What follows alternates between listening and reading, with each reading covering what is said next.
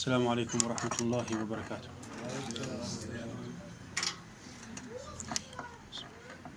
الحمد لله الذي جعل للعلم أصولا وسهل بها إليه وصولا، وأشهد أن لا إله إلا الله وحده لا شريك له، وأشهد أن محمدا عبده ورسوله.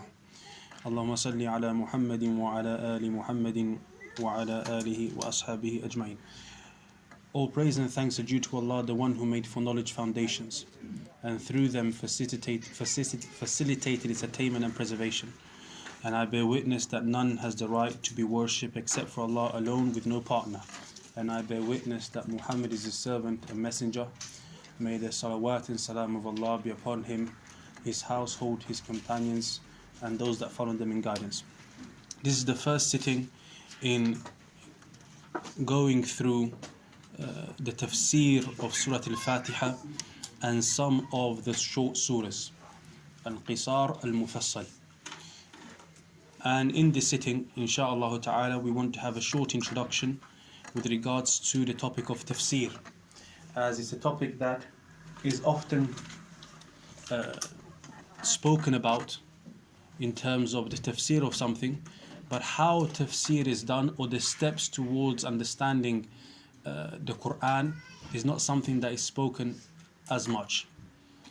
What I mean by that is that we attend classes sometimes where the teacher is explaining certain surahs or ayat, but we don't discuss often how tafsir is done and how does a person ensure or try their best to make sure that they understand and can retain the tafsir of what they are learning. So there are some steps with regards to how the student builds a competency in the topic of tafsir, and there are some steps with regards to how the student benefits from the books and lessons in tafsir. So today inshallah is a short introduction before we actually go into the tafsir of Faatihah in the following lesson. What time is Salatul Isha? 8:15 Jama'ah. Okay. The Quran is a book which is like no other. It is the glorious Quran and the noble recital, whose reading is important and its implementation is vital. It is not a book that is merely to be read, but rather a book that is to be understood and followed. As such, the topic of tafsir is of utmost importance. So the person, when they think of being a person of the Quran, should not just envision him or herself as being somebody who has a beautiful voice, and that's what it means to be a person of the Quran. But rather, the ultimate goal or the greater goal with regards to the Quran is not just that a person can pronounce it, but it is that they understand it and try their best to follow it. In it are ayat and bayinat, which have been described as being in the chest of learned believers. There are narrations of the nations that came before, and rules and regulation for us all, and news with regards to what's going to befall. And there is a great loss for the one who does not let its recitation go past his throat, or uses it only as an exercise for his vocal cords. Rather, the true people of the Quran from the time of the companions until the day of resurrection are those who recite it and follow it in a way that it's meant to be recited and followed. From that is understanding its meanings. The companions radiyallahu ta'ala anhum would learn 10 ayat of the Quran at a time, memorize them, and learn what they contained of knowledge and actions. And so you would find that the person who had memorized Surah al-Baqarah in the time of the companions and after them of the early Muslims would be considered as being a person of knowledge. Not like in our time, somebody memorizes the whole Quran and he doesn't know anything sometimes. In their times, the situation was different. The person who'd memorized Surah al-Baqarah would be seen as someone great in their sight. And thus you find that some of the companions, whether it is Ibn Umar or other than him, radiyallahu ta'ala anhum, would take 8 years or less or more to memorize Surah al-Baqarah. Because they were not just memorizing the letters, but they were memorizing what it contained of knowledge and actions. The companions radiyallahu ta'ala anhum learned this way from the Prophet sallallahu alaihi wasallam, and those that came after them learned that from them. And so you find that they would ask the companions, how did you split up the Quran in your time? As has come in Ibn Dawood and Ibn Majah, although it is classified by some as being da'if, that a man asked the companions, how did you split the Quran in your time? How did the companions split the Quran in your time? And they would say that they used to split it 3, 5, 7, 9, 11, 13, and the end.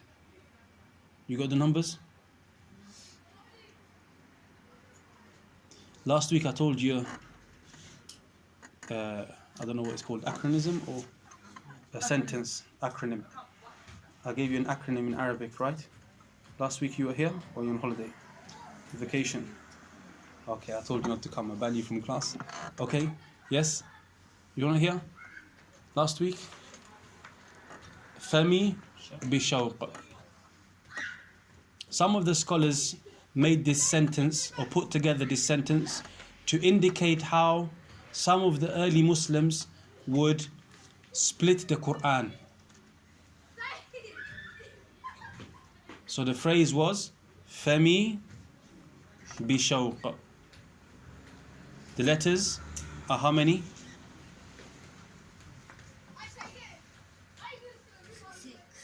6. Fami bishawq. 7. Have you written in Arabic? Fa, Mim, Ya. That's one word. Sheen, Waw, Qaf. 7. Because of the Ya. Each of these letters is indicative of a day or a night. So there are 7 nights, and is the start of a surah's name. So on the first night, they would read from Faatihah until, what's the next letter? No, that's half the Quran if they read to Maryam. Yes? Medina? Ma'idah. Good. So on the first night, they would read from Faatihah to the surah before Ma'idah, which is Surah An-Nisa. So that's 3 surahs. Of course, Faatihah, and then 3 surah. Baqarah, Ali Imran, Nisa. In the night prayer, some of them, yes. Yep. So that's 5 ajza. Pretty much. So the first portion starts from Fa, and it is from Faatihah until the surah before the next portion, which is Nisa. The next portion starts with Mim. Okay, so the second portion starts with Mim, which is Ma'idah. Until, what's the next letter? Yunus. You agree? No, Yusuf. Yusuf or Yunus? Yusuf. What were the numbers that I said at the start? Do you remember the numbers? 3, 5, 7. Okay, so what's 5? If you start from Ma'idah, the first night you finished up to Ma'idah. Ma'idah, 1. Next one? Next surah after Ma'idah? Next surah after Ma'idah? An'am, 6. A'raf, 7. Anfal, 8. Tawbah, 9. So the second night they finish at the end of Tawbah and the start of Yunus. So second portion is starting with Ma'idah, the meme, Ma'idah, until Yunus, the start of Yunus, the end of Tawbah. The third portion starts with what letter? Ba. Kayf ba. From Ya. Well, Yunus, Femi. Yunus, which is surah number 10. Until, what's the next letter? Ba. After the Ya is Ba. Okay, what surah is that? What surah starts with Ba? Don't say Balad. Bara'ah, we've already gone past it. Yunus is surah 10, Bara'ah is surah 9. So not going to go backwards. 1 minute, let somebody else have a chance. Are you checking the Mus'haf? You have to know from memory. Ya, we said Yunus. We've already gone past Ya. Until Ba. The next letter is Ba. I gave you numbers, you could just count the numbers. Do you know any surah starts with Ba? Don't say Bayyina, that's too far. Okay? You had your hand up. Yeah. You said 7 here, so that's 7 surah, right? Okay? So Surah. Okay, good. Another name for Surah Al-Isra is Bani Israel. Surah Bani Israel. So on the third, this is the third portion or the fourth? The third. So third portion starts with Ya, Fami, the Ya, and it's from Yunus until Surah Al-Nahl. The end of Surah Al-Nahl, the start of Surah Bara, Bani Israel, Isra, Surah 17. If you read the meaning, you will see it.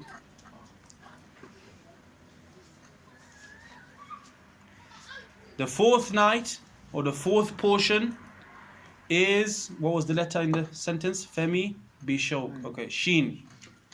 So from Isra to Furqan. From Bani Israel, so Surah 17 until Surah 25. Until Surah Furqan. Including Surah Furqan. Because the next letter is Sheen for Shu'ara. So we're including Furqan. Furqan is Surah 25. From Surah 17 to Surah 25. That's the fourth portion. You with me? Did they finish Surah or just the first page? No. End of Furqan. And then the next day will be Shu'ara.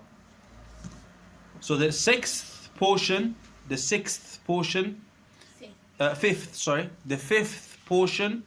is from Shu'ara, which is surah number 26. Until what's the next letter? After the Sheen? Wow. Wow. So what's the surah? No. Why would it be Wow ar-Rahman? No. Shu'ara 26. Surah Rahman 55. So we have to now from Shu'ara 26 until the next. You sure? Why would it be Wow? كيف را. We said شوق. فمي بشوق. Is there Ra there? Oh, you wrote it like a Ra. You have to. Oh. Yes? Yeah, it's until Surah to Yasin, the beginning. No. Oh, yes. Until, not the beginning of Surah Yasin. until the beginning of was-Saffat, which is surah number? 37. You sure? Yes, 37. Good. So the fifth night from Shu'ara 26 until the end of Yasin, or you could say the start of Saffat.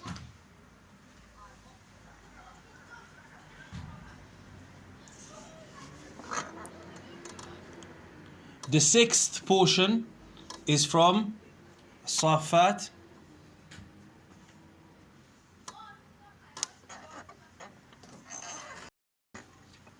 ختم القرآن. لا. Qaf. كيف ختم القرآن? We have wow with us wa وصفات until qaf. The last letter is qaf. So what surah is that? Qaf. Surah Qaf. So from Surah Saffat up to the end of Hujurat 49, Surah 49.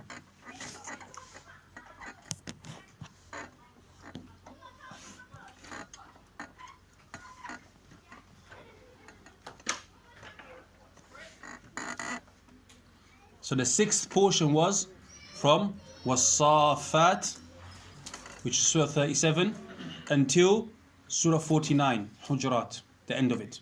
So the start of Surah Qaf. And the last portion was from Qaf, which is the last letter of the acronym, Fahmi Bishawq,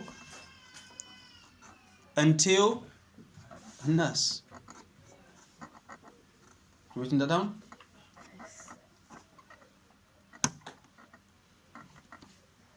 So in each evening, they would split the Quran like that. So they would read each portion each day. Is that a lot? Yes. Only that portion, the surah after Surah Al-Hud is Yusuf. I checked in the Muslim.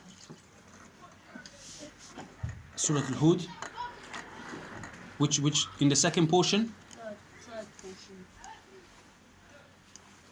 Why are you starting from Surah Al-Hud? The second portion is from Ma'idah to Hud. So then the third portion would be from the next surah. I can't hear. The first portion? The second portion is from Ma'idah to Hud. Okay. And the surah after Hud. Yes, sorry, yes.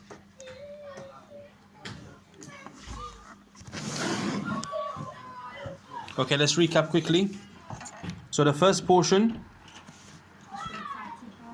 Surah Fatihah, Surah 1, Nisa, Surah 4. okay. Faatihah to Nisa, yes. Okay, second portion. No, wait, دقيقة. Don't shout out. Ma'idah كيف? We finished Nisa the night before, so not second night is not, you don't do Nisa again. Second night from where? Ma'idah until Yunus, meaning you finish at Tawbah. Okay. Third portion,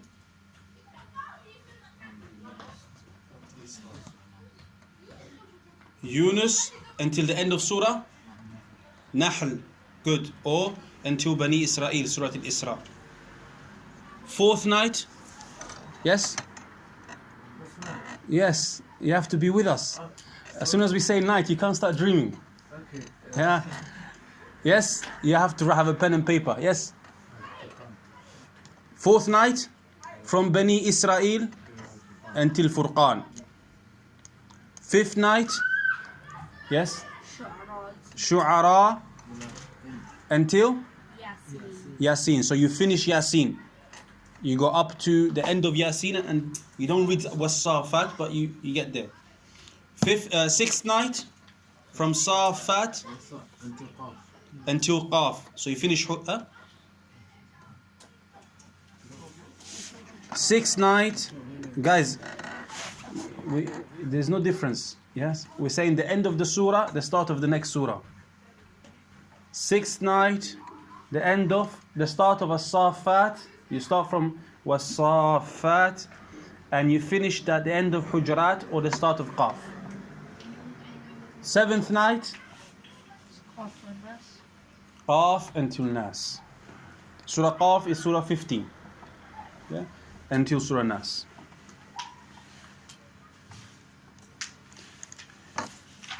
One of the mistakes that we commonly do is when we hear something like this, or when we hear about the night prayer, for example, or when we hear about the best fasts, we try to go from 0 to 100. I.e., we try to do from not reading any Quran every day to try to read 5 juz a day. That's maybe going to work for 1 or 2 days, but after a week you will give up. Most people. So how do you do it? You have to train yourself. Every day read 5 pages. Do that for a month. Do that for 2 months. After that, if you don't miss any days, or you maybe miss 1 or 2, then you train yourself every day to read 10 pages or 7 pages for a couple of months. Then 10 pages, like that. Don't try to say, in one day, today I went to class and I heard this, I'm going to do it every day for the rest of my life, and after a week you give up. No, you have to train yourself slowly. Same with fasting. Once you hear about the virtues of fasting, you want to fast extra, don't try to say, I'm going to do the fast of Dawood, and then you cry after a month. Yes? Because especially the companions radiallahu anhum, when they done an action, they would not like to stop it afterwards. So if they started doing a certain action, they will do it. So one of them, I don't know if he was companion of one of the Salaf, when he got old, he was a bit not regret, but he was feeling, I wish I'd taken the advice of the Prophet ﷺ, because he started doing the fast of Dawood, and it became too difficult when he got old. Some of us maybe say, it's sunnah, khalas, don't do it. But the believer is trying to increase in life. He's not trying to decrease. So it's better you do something small and regular than doing something great one day and then next week you don't do anything. Clear? So don't let shaitan trick us.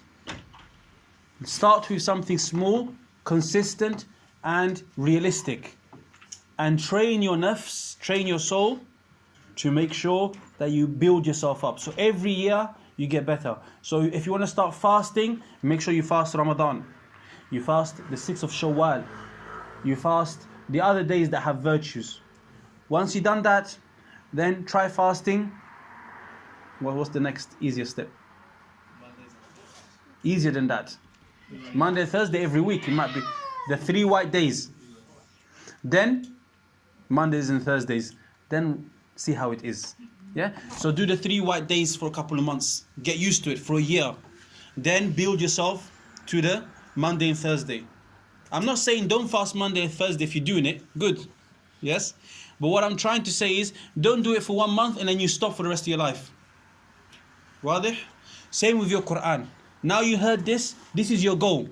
This is what you want to achieve and get to. But don't think I'm going to do it today, tomorrow, and then you give up totally.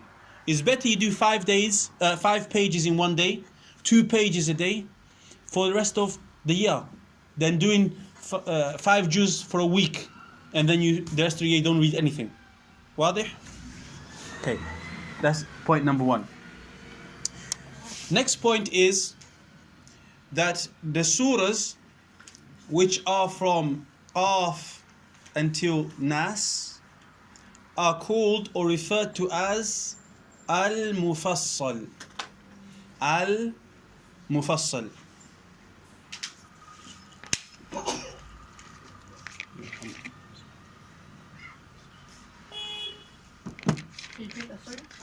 Al-Mufassal.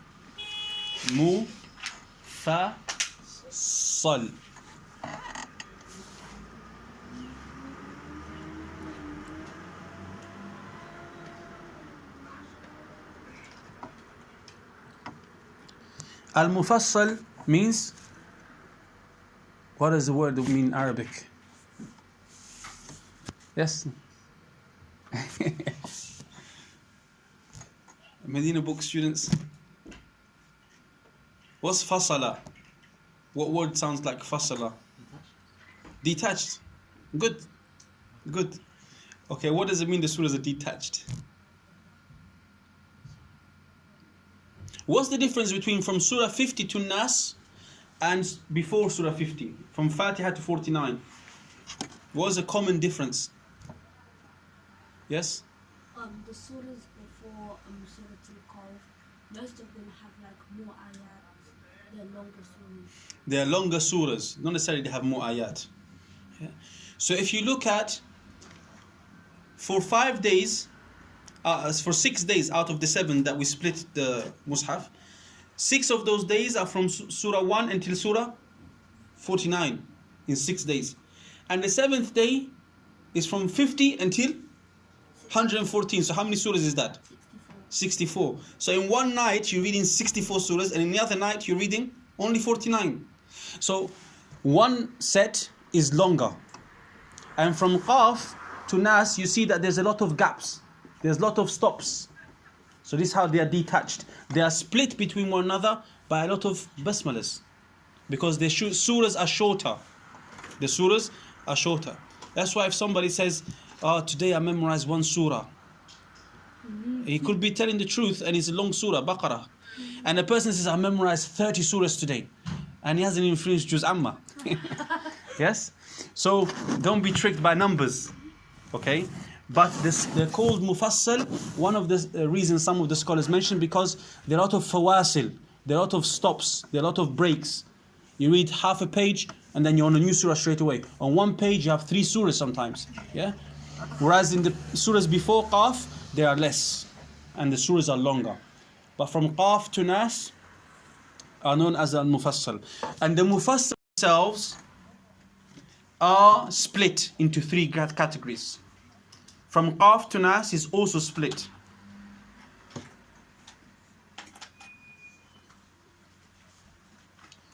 This terminology, when you say Mufassal, and the ones that we're going to mention in a minute, they have come down from the early days of Islam. There was one of the companions that he once read a long surah in the Salah. I know when you work in a masjid, you hear this hadith a lot because people complain about the Salah is too long or too short. Yes? Which hadith is it? The companion, he read a long surah. Which surah? Surah Al-Baqarah?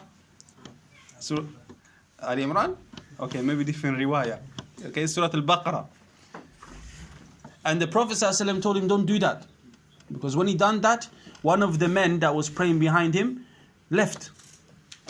And he told the companion to read in accordance or in proportion to the level of the weak amongst you. Just because you're imam and you're young, you're strong, mashallah, doesn't mean you read long. You read what the Prophet ﷺ advised to read. Okay? So in that hadith, it is mentioned at the end that he advised him with awsat al-mufassal, with the middle of the mufassal. So that word mufassal is something that's been there from the early days of Islam. When we say al-mufassal, it's something from the time of the companions radiallahu anhum and the early days. This division was known of how they used to divide the ayat or the surah. So we said from Qaf until Nas are known as al-mufassal. Okay, from Qaf until Amma, from Qaf until Amma yatasa'alun, are referred to as Tiwal al-Mufassal. Tiwal al-Mufassal. Now, of course, you may read some sources and some scholars will have slightly different. Some of them say it is until Mursalat. Some of them may say till Abasa. Yeah, it's a rough estimation. It's not exact. So from Qaf until Amma yatasa'alun is called Tiwal al-Mufassal. Tiwal means? Huh? No. Long. So the long Mufassal. From Amma until, some scholars say Ad-Duha, Surah Ad-Duha. So Amma is surah number? No, you should know from your head. 68? 68 is Qalam. Huh? 79? 78? Yes. Good. 79 is Nazi'at.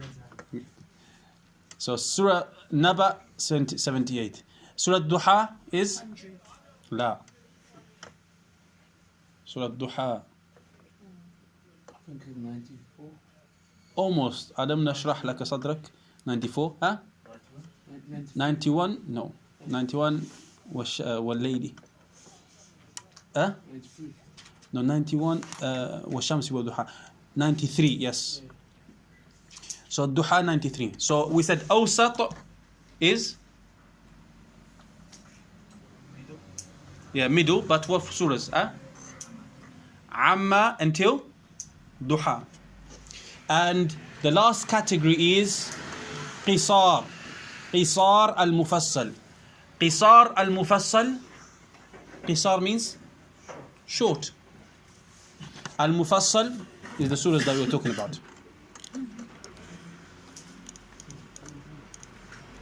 It's from Duha, Surah al-Duha until Nas.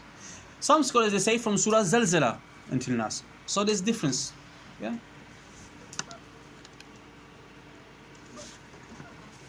Yes. What do you call it from Amma to Duha? From Amma until Duha is From Amma until Duha is what? Awsata. Did you write it?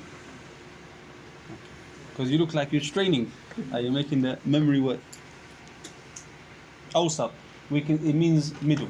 Kind of middle.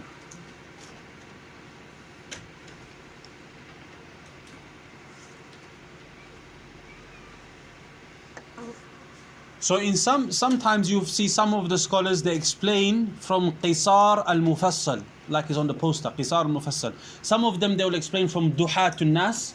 Some of them they may explain it from Zalzala to Nas, because it's not set in stone which one is the Qisar al-Mufassal. Zalzala is surah number.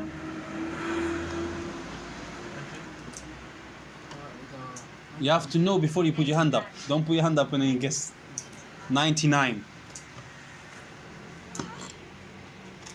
Especially from Surah 99, Zalzala or Surah Duha, until the end of the Mus'haf, are important for every Muslim to memorize. One of the reasons being is that these surahs are very short, so they're easy to memorize.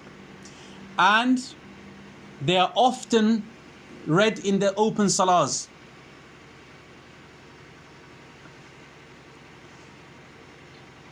So a person should try to take 4 steps to learn these surahs. Number 1, 4 steps in learning the surahs. Number 1, read it to a teacher. Listen to a teacher reading it. So you listen to a clear recitation. The best of that being a teacher in front of you.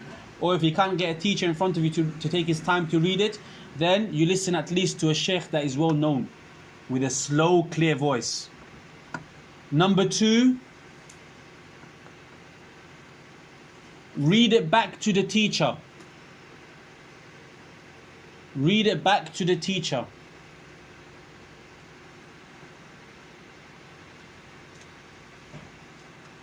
So we said these are 4 steps for learning Quran, yes? Especially the short surahs. Number 1, that you listen to a teacher. Number 2, you read back to the teacher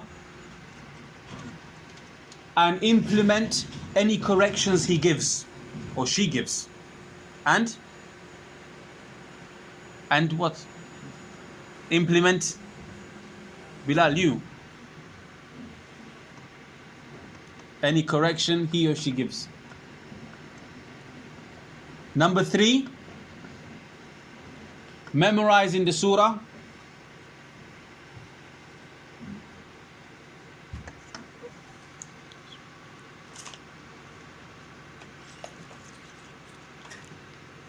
Number 4, learning its explanation. Learning its explanation.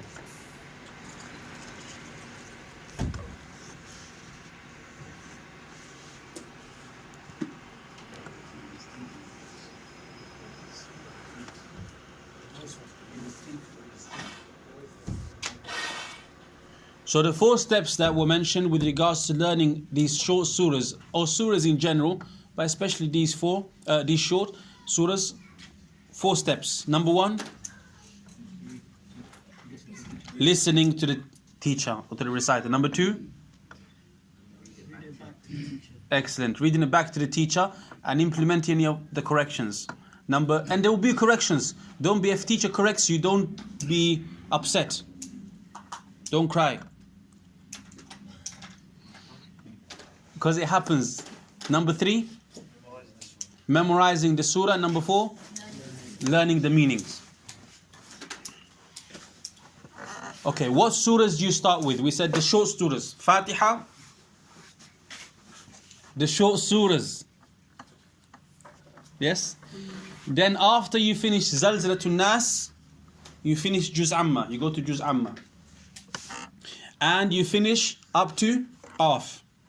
From Qaf until Nas, every man should know. Women as well, alhamdulillah. But the men especially, because they need it for Salah. We need people to teach Quran. They need imams. So from Qaf until Nas, every man should know. At least to read it properly. And then you take the tafsir of Surah al-Baqarah.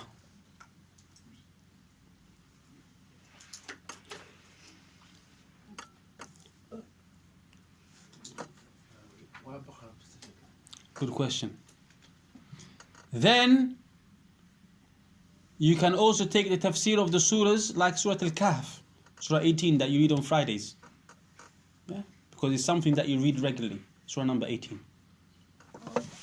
In Thalathat al-Usul, we mentioned that what Allah subhanahu wa ta'ala addresses us with, our actions, can either be 2 types. Our actions are 2 types. What Allah commands us with or tells us about are of 2 types. What were the 2 types? Pardon? We mentioned previously that the actions of a person fall under 2 categories. Or when Allah addresses us, His address to us, when He addresses us, is of 2, can fall into 2 types of address. Okay?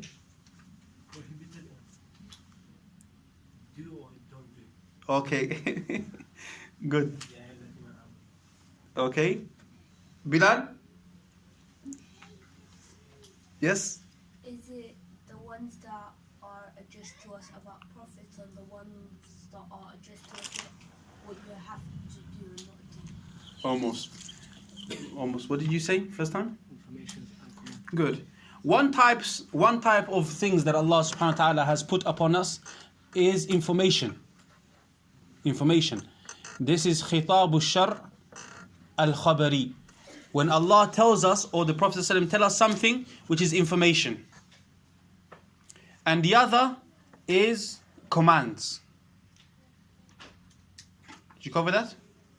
It rings a bell now. Under the commands is what you mentioned. 3 things. Or 2 things. We mentioned 3 things, Afwan. Number 1, either a command to do something, so we have to do it. Or a command, doctor? Not to do something. Like not writing on your... There, write in your book. Or the command not to do something. Yes? Or telling us that something is halal. So what He has told us to do, we do. What He told us to leave, we leave. What He told us is halal, we believe it's halal. Yes? Are you with me? Because we don't see you much in the class, so we have to put pressure today. That's one set of the rules. The other set of the rules is information. The information is something that Allah has either told us is true, or He's affirmed, or something that He has negated. Like Allah subhanahu wa ta'ala says, what? That He does not sleep, or His attributes. Or He said, for example, that the hour is coming. Day of Judgment is coming. What's our action now? To believe that. We affirm it. Yeah? It's not a physical action you can say like Salah, but information has come, the Sa'ah is coming. So that means as a Muslim, our action is to believe it. Or Allah is telling us information that something, or to negate something.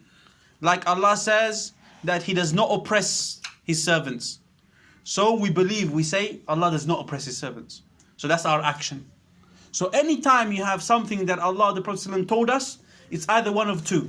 It's either a command or prohibition, or it's information. Okay. Now we've reminded ourselves of that. Most of what is found of information, a person can find from Qaf to Nas. Most of what you find of the information about what happened before, about what's going to happen and so on, you find from Qaf, Surah Qaf until Nas. And also Daqiqa. Is a question? No. Okay. 1 minute. Because otherwise I'm going to forget. Most of what Allah told us in terms of information, a person can get the foundation, not all of it, but you can get a good grasp of it from Nas, from Qaf, Surah 50 until Nas. And most of what Allah has mentioned to us in terms of the second type of discussion, He said the prohibition and commands, most of those rules can be found in Baqarah, in Surah al-Baqarah. Not all, but the foundation, that's those rules, you can get a good hold of them. That's why you focus on those two. Yeah. So we said the Tafseer, on one side, we're learning from Qaf until Nas. They are short surahs that we should know, especially because they're reciting the Salah, and there's a lot of information that Allah has told us in there. And on the other side, we have Baqarah, Surah al-Baqarah, which, as we mentioned before in this talk just earlier today, that the companions, when they used to have someone that knew Baqarah, they were seen as someone great. Why? Because if you memorize Baqarah properly and you understand it, you will know many rules in Islam, of marriage, of divorce, of fighting, and so on. Yeah. So if a person memorizes it and understands it properly, as Surah Baqarah, he will know the foundation of the rules of the religion. Now, you had your hand up. Oh no, just now you just had your hand up. And also debt and stuff, when you're taking debt. Yes, debts are also mentioned in there. Yeah, good. So that's why a person should try to focus on those two things.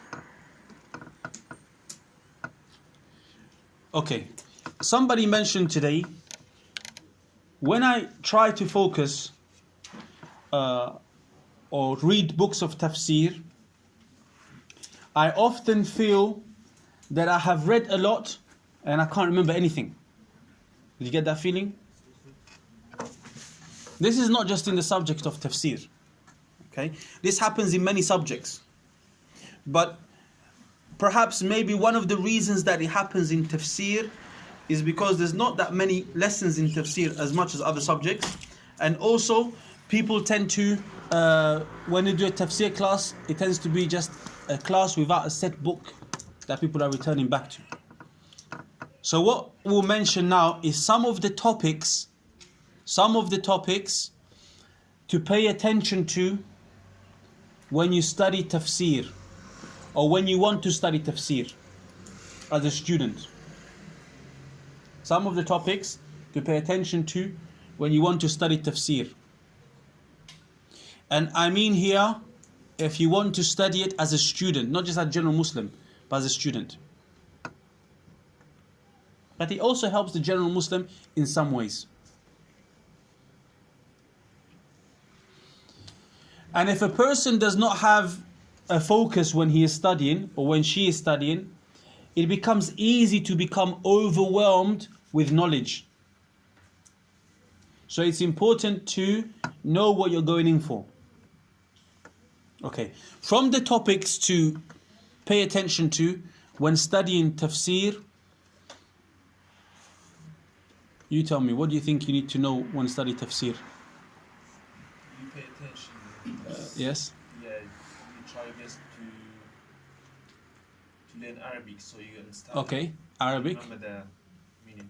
Okay, but now we have a mushaf in front of us. What do we need to know in order to understand it? Okay, Arabic, yes. But I'm saying in terms of the mushaf in front of us. The rules of what? Of? Okay, stopping and starting, good. This is generally how to read Quran. Generally how to read Quran, okay. آداب طالب العلم. Okay, the etiquettes of the student of knowledge, yes. But I'm talking more direct. So adab talib al-ilm is general, but more direct. A book of tafsir. There are many books of tafsir. Understand the meaning. What focus? Understand the meaning, but what are the steps you take in understanding the meaning? So okay, what holds the meaning? What carries the meaning?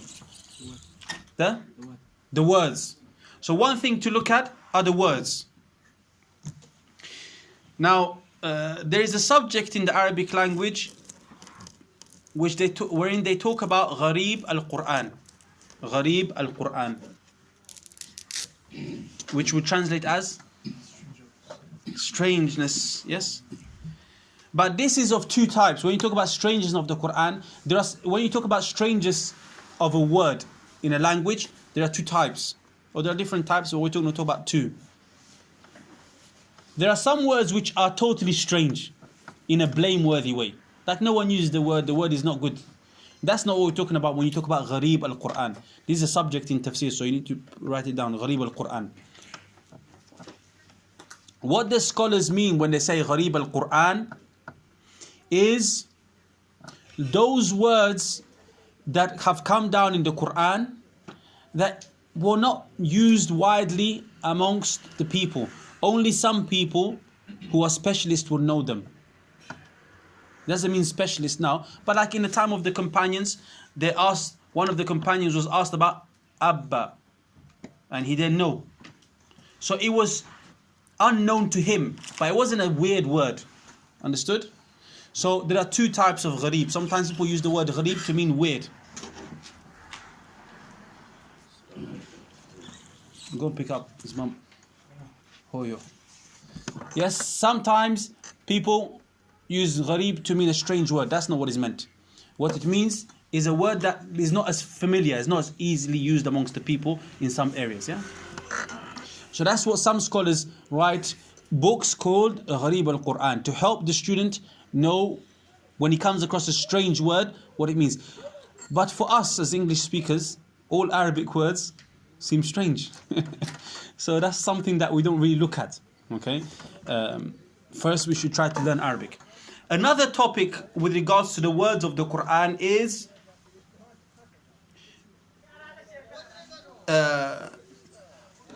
what they call kulliyat. The kulliyat. The kulliyat is a topic where scholars mention certain words that in the Quran only have one meaning. Or 99% of the time Allah has used them with one meaning and sometimes an exception. So there is a poem which is one of the scholars mentions, which is called Husn al-Bayan fi Nazmi Mushtarakat al-Quran. So for example, the Shaykh says ثم البروج التي فيها الكواكب ما عدا التي في النساء فهي القصور ترى. So the word buruj, whenever you hear the word buruj, it means, what's the English meaning? وَالسَّمَاءِ ذَاتِ الْبُرُوجِ. Yes? It's constellation or the bright stars.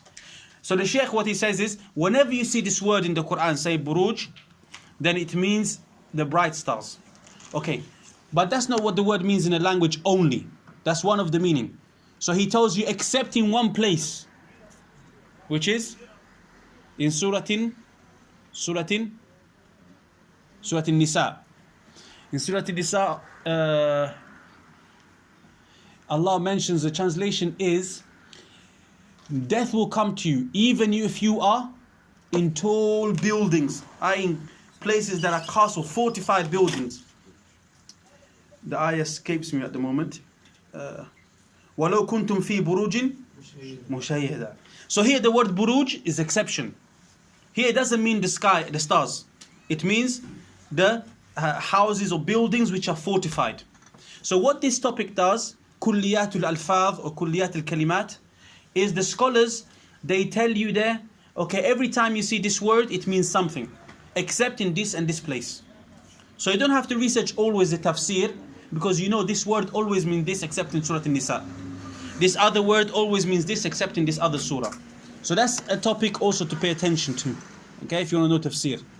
Another topic to pay attention to is some scholars wrote the meaning of phrases in the Quran or words in the Quran. Because sometimes a word has more than one meaning. So they will mention, it's like a dictionary. They'll mention the word, where it comes, and a meaning. Another topic with regards to the wordings is a topic called al-wujuh wan-nadha'ir. Al-wujuh wan-nadha'ir.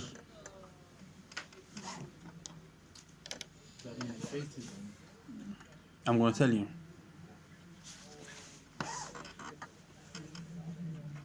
Al-wujuh wan-nadha'ir. Yes.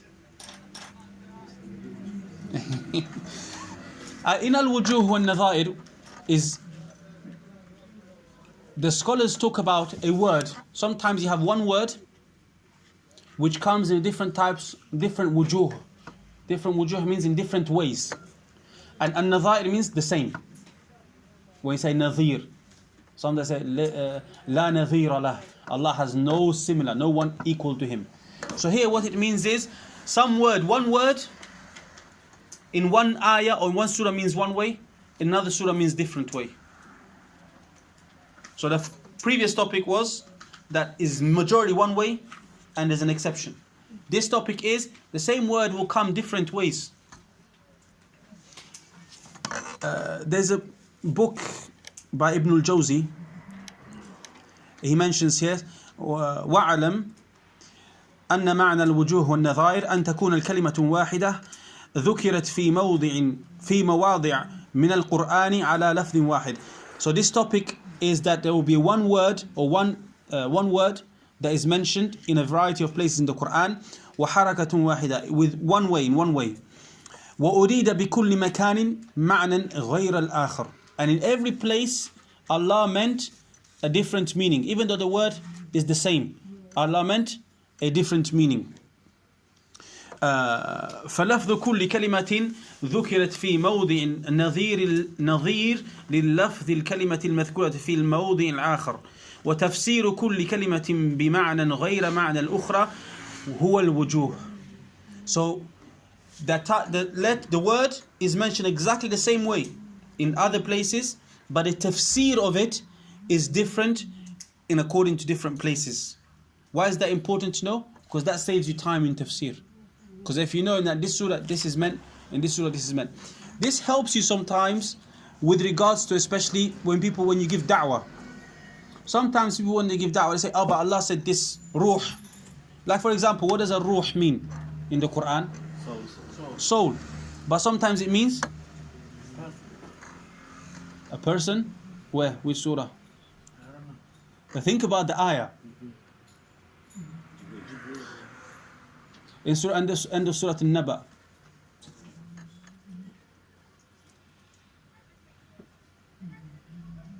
Okay, another surah, Ruh al-Amin. Who is Ruh al-Amin? Jibreel. So the word Ruh is used to refer to different things. Last week we mentioned وَكَذَلِكَ أَوْحَيْنَا إِلَيْكَ رُوحًا مِنْ أَمْرِنَا. Right? So the word Ruh, it doesn't mean soul, that will reveal the soul. So this is what this topic, al-wujuh wan-nadha'ir, talks about when one word is used in different places and it means different things. As I said, that's important because sometimes non-Muslims come and say, oh, the same word is used, so it must mean the same. No. It depends on the context, it depends on how the companions, the Prophet ﷺ explained it. So you look at that from a different angle. Another important thing, which is not to do with the wording in and of itself. So those things we've mentioned this far are to do with the actual words now, previously. Now, another topic which is important is knowing the general guidances of each surah. Knowing the general guidances of each surah. Some mentioned it as the maqasid of the surah. The maqasid mean the intent. What is Allah? What are the main things that Allah is teaching us in the surah?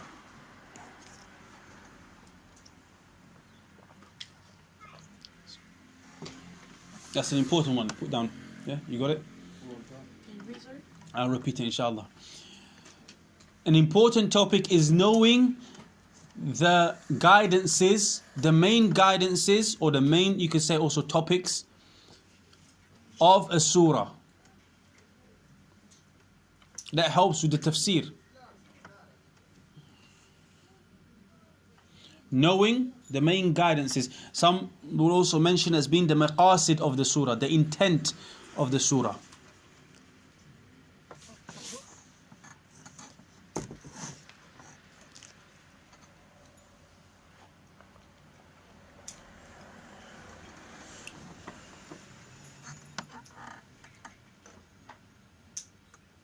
Another topic that you can study is also books written on what some scholars refer to as the mutashabihat, but with the meaning.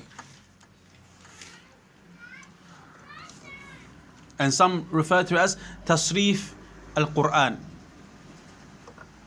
Like in some places, Allah subhanahu wa ta'ala mentions something in a certain way, and another place is mentioned in a very similar way, but there's a difference. Why is there a difference there? Understood? For example, in a dua that is mentioned, "Oh my Lord, make this city safe." Another dua that is mentioned, translation, "Oh my Lord, make this a safe city." What's the difference? Why is it different? Understood? If the words are different, yes, but why? What is the difference in meaning? What was the different intent?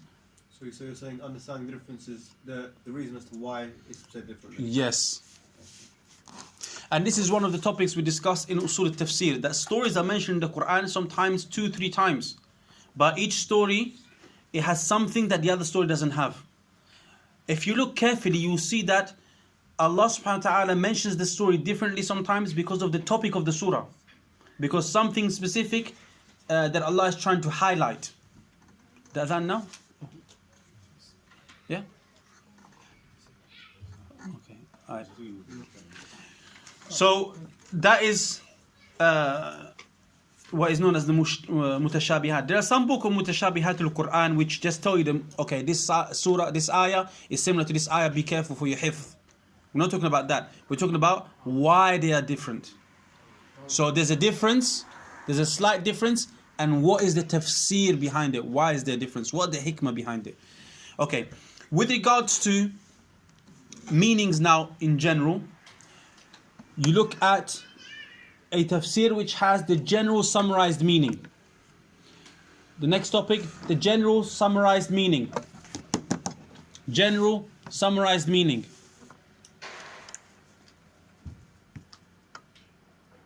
I.e., in these types of book, the scholar will not give you the meaning for each word in each ayah or each ayah itself. He'll give you a general meaning for maybe 2, 3, 4 ayat. A summarized way. And 2 books, one of them which is recent, which are sometimes used for this, or used to refer to this, is... What happened to your pen? Okay, you need to write. One book is Tafseer al-Jalalain,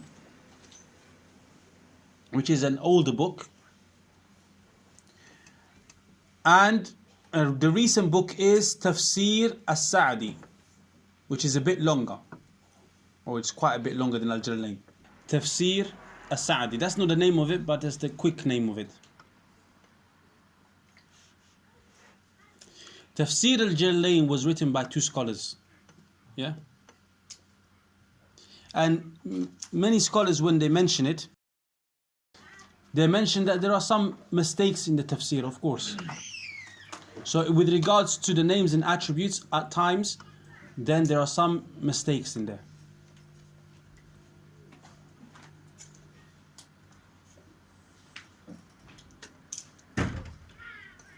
But there is still benefit. And that's why you find scholars recommending with it. So these two books that we just mentioned are with regards to tafsir that is summarized. It gives you a general meaning of the ayat. Okay? The other meaning that you can look at of the ayat is tafsir in detail, in more detail.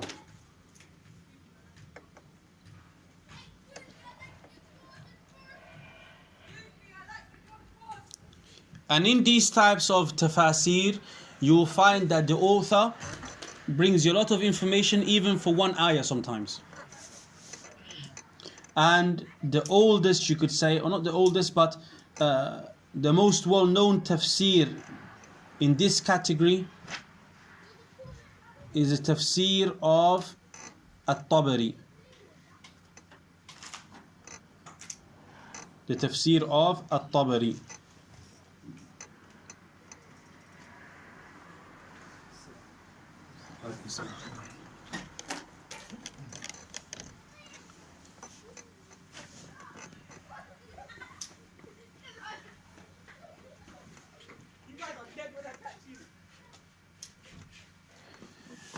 And Ibn Kathir, Tafsir Ibn Kathir is like almost a summary of At-Tabari's Tafsir. So At-Tabari passed away around 360, so it's very old. And his Tafsir was used by most or many of the people after him who wrote in Tafsir. So it's a monumental Tafsir.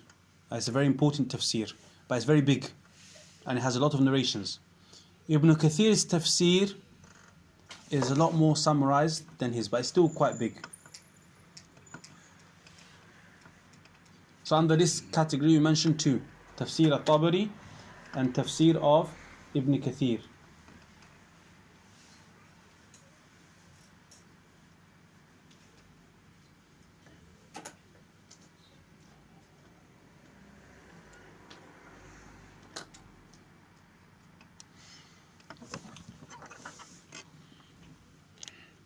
The last thing we're going to mention, inshallah, is a category of tafsir that sometimes is mentioned as being ahkamul Quran, or you can mention as being the guidances that are found in the Quran. We covered that before, right? Guidances of the Quran. No? Yes or no? And we said something about maqasid. What did we say that? We said one topic is the maqasid of the surahs. Okay? The guidances, the general guidances that are from a certain surah. Another topic, huh? The intent of the surah. Yeah, the intent of a surah. So that's in general. Another topic here is the intent of a surah in detail, or the guidances that are found of a surah in detail.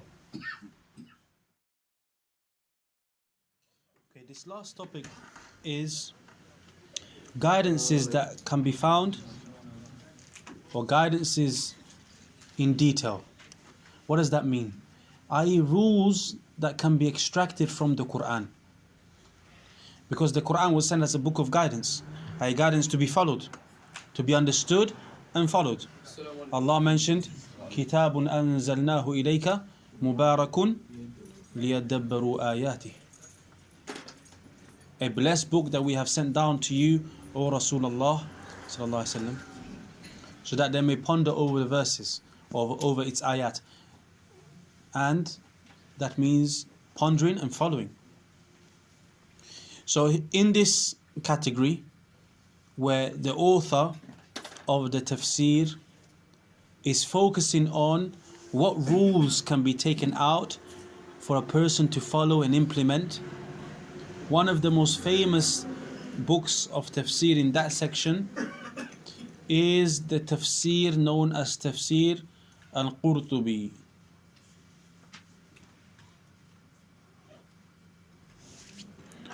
جامع لأحكام القرآن.